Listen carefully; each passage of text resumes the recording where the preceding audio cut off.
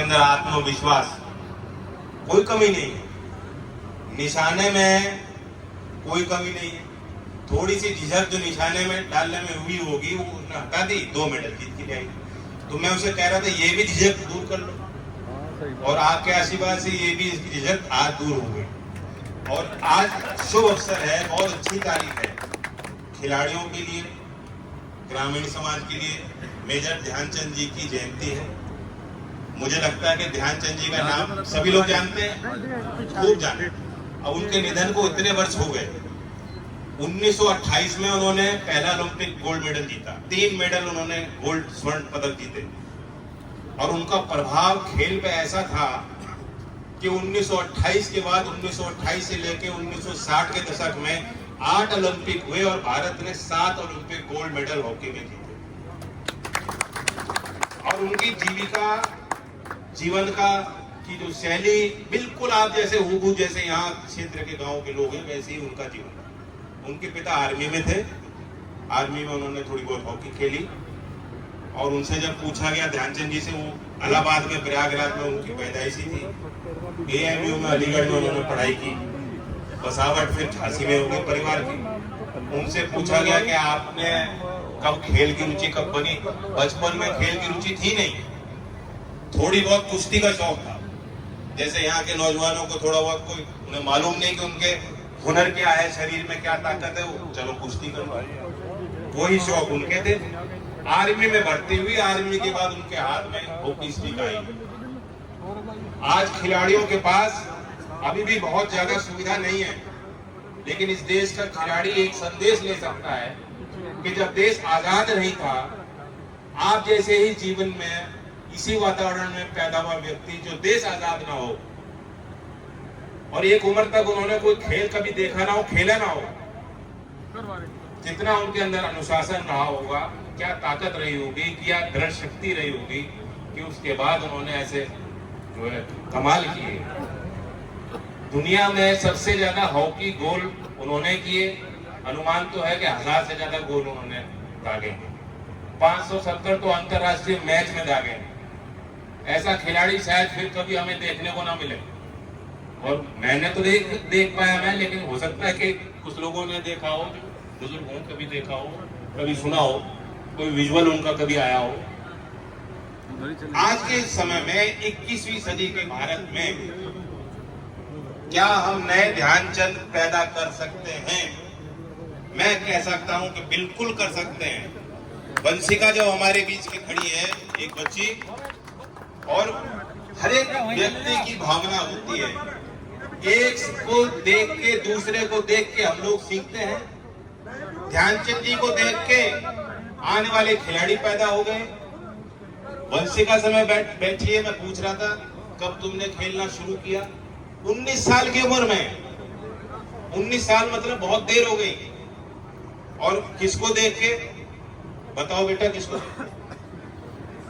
दादी चंद्रू। उनकी कब उम्र कितनी थी? 70 प्लस हुई होगी, 70 प्लस थी जब इन्होंने उनको देखा और उनसे प्रेरणा ली। तो एक से दूसरा जो है तार हम सबकी जुड़ी हुई है। हम सबकी ये भी इच्छा है कि हम अपने क्षेत्र में कुछ विकास करें। मंच में बैठे बैठे वंशिका ने अपनी तरफ से मुझे एक पत्र दिया है कि हमारे गांव में जो सरकारी स्कूल है वहाँ लाइब्रेरी और वहाँ डिजिटल जो है कंप्यूटर लैब की व्यवस्था आप कर। तो ये हमारे बच्चों की भावना है, मैं भी उसी भावना से जुड़ा हुआ हूँ। इसलिए इस धरती को हमने चुना, साटो की धरती।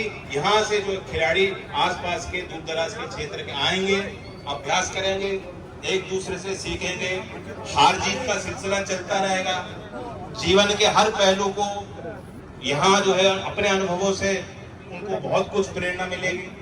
मैं गांव वालों से इतना कहना चाहता हूँ, आज वो मौका नहीं मिला बैठ के खिलाड़ियों से जो समिति बनी सबसे मशवरा करके आगे। यहाँ तो अभी सिर्फ 1 करोड़ लगा है, 2 करोड़ और लगने हैं। जो हमने सोचा है, लाइट लगेंगी, क्रिकेट की पिच बनेगी, क्रिकेट की गेम की पूरी व्यवस्था होगी, या मैच होंगे, कमरा बनेगा, चेंज रूम, बाथरूम, वॉलीबॉल होगा और रनिंग ट्रैक होगा, क्योंकि भर्ती के लिए यहाँ बच्चे भागते हैं। और वो एथलेटिक स्टाइल का होगा, जहाँ यहाँ जो एथलेटिक कंपटीशन के लिए तैयारी कर रहे हैं वो बच्चे भी यहाँ प्रिंट का काम कर सकते हैं। इससे अतिरिक्त भी अगर कोई आवश्यकता होगी, जब मैं पहली बार यहाँ आया था और यहाँ गांव के लोगों ने और क्षेत्र के मौजूद लोगों ने कहा कि यहाँ ये निर्माण होना चाहिए, उन्हीं के कहने पे निर्माण हुआ, ये पहल हुई। उस दिन भी मैंने कहा कि इसकी कोई सीमा नहीं, कितनी लागत लगेगी यहाँ इस क्षेत्र के लिए और खास तौर से छाटू के इस परियोजना के लिए मैं और भी पैसा लगाने को तैयार हूँ। दो बातें, एक तो यहाँ सड़क की व्यवस्था है। पिछली बार भी जब मैं आया था आपने कहा कि यहाँ आना थोड़ा दुर्लभ है, पूरे गांव से निकल के बच्चे आते हैं। दूसरी बात, मैं गांव के लोगों से चाहता हूँ, मेरी इच्छा है कि अब जब ये चीज आबाद हो जाएगी और आसपास के पूरे क्षेत्र के खिलाड़ी आएंगे, मैं चाहूंगा कि गांव के लोग पहल करें कि इसका रखरखाव ठीक हो और पूरे उत्तर भारत में जो प्रतिष्ठित खिलाड़ी हैं या जो पूर्व खिलाड़ी हैं या जो कोच हैं, जैसे आज आपने वंशिका को बुला के सम्मानित किया है, ये एक हब बन जाए। उसी तरह से उसी संस्कार के साथ, उसी भावना के साथ आप इस जगह का प्रयोग करेंगे और दूर दूर के लोगों को यहाँ निमंत्रण देंगे, यहाँ आयोजन होंगे, प्रतियोगिता होंगी। मुझे भी आप अवसर दोगे कि बार बार मैं आके यहाँ देखूं, अवलोकन करूं और आपके बीच में मैं जो मुझे जिम्मेदारी मिली वो पूरी तरह से नौजवानों से जुड़ी हुई। चौधरी साहब ने यहाँ काम किया सामाजिक और आर्थिक परिवर्तन का। चौधरी अजीत सिंह जी ने जो मिल लगी, जो नया औद्योगिकरण हुआ, जो आधुनिकरण की जरूरत थी, गांव की तस्वीरें बदलने में उनका बड़ा योगदान रहा। अब मुझे जिम्मा भारत सरकार ने दिया है कि इस ये जो पीढ़ी आई है अभी और आने वाले समय में इन्हीं क्षेत्रों के जो बच्चे पैदा होंगे, बेटियां पैदा होंगी, कैसे बेहतर शिक्षा की व्यवस्था से उनको जोड़ के नई रोजगार की संभावना उनके बना सकते हैं। कल मैं चंडीगढ़ में मैंने बैठक की, खेल के विषय पे फिर आ रहा हूँ और वहाँ 6 प्रदेश के कौशल विकास के मंत्री मेरे साथ मंच पे थे। पूरे उत्तर भारत के सारे विभागों को हमने निमंत्रण दिया और वहां मैंने एक प्रस्ताव रखा कि कौशल विकास के कार्यक्रम को भी उसमें हम खेल को जोड़ें, ताकि स्कूल में कोई बच्चा खेल रहा है, हायर एजुकेशन में कोई बच्चा खेल रहा है या उसके बाद भी यहाँ कोच हैं, पूरा इकोसिस्टम बनता है। इस ग्राउंड के मेंटेनेंस में लोग जो कारगर हैं, जो एडवेंचर स्पोर्ट्स में अपना कैरियर बना रहे हैं, उनको भी अगर कोई सुविधा मिल रही है तो उसको भी क्रेडिट मिलना चाहिए और उनको सर्टिफिकेट मिलना चाहिए और उस रोजगार को हमें एक मान्यता देनी चाहिए। तो उस मेरी पहल को सबने सराहा है। अब मैं शिक्षा विभाग में और कौशल विकास विभाग को बैठा के पूर्व अधिकारियों से, स्पोर्ट्स एसोसिएशन से, खिलाड़ियों से, सबको बैठा के इसकी भी हम रणनीति बनाएंगे। और मैं जानता हूँ कि क्षेत्र का एक मिजाज रहा है, टैलेंट रहा हमेशा से, शारीरिक क्षमताएं यहाँ किसी से कमी नहीं बच्चों की। और बड़े पैमाने पे जब भी कोई सरकारी भर्ती होती है, विशेष तौर से फौज की भर्ती हो, बीएसएफ की हो, जो हमारे कैपेफ की हो, पुलिस की हो, तो यहाँ नौजवान बहुत रुचि लेते हैं और खूब तैयारी में जुटे रहते हैं। पिछले दिनों छपरौली में एनएसडीसी ने एक विशेष केंद्र खोला और उसके नतीजे अच्छे आने लगे हैं। वहाँ प्रशिक्षण हो रहा है, भर्ती की जो बच्चे तैयारी करते हैं उनको तकनीकी प्रशिक्षण, कोच की व्यवस्था और जिम की व्यवस्था और इसी प्रकार के ग्राउंड की व्यवस्था हमने बना के दी है।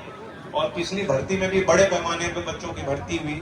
वहाँ की बेटियों ने एनिमेशन का कोर्स किया और उनको मुंबई तक की कंपनियों ने ऑफर दिए हैं।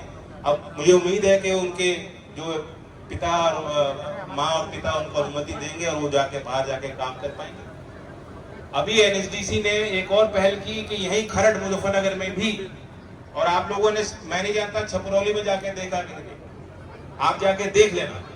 उसी तर्ज पे भर्ती के लिए प्रशिक्षण केंद्र, विशेष केंद्र एनएसडीसी आने वाले दिनों में खरड़ मुजफ्फरनगर में भी बनाने जा रहा है।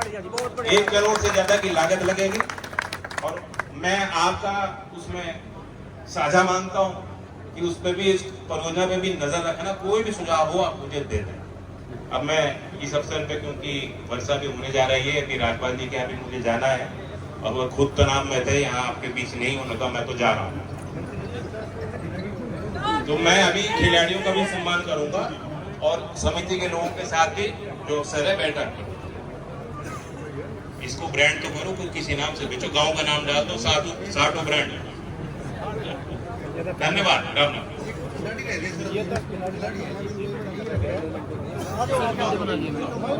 सभी को बुलाओ।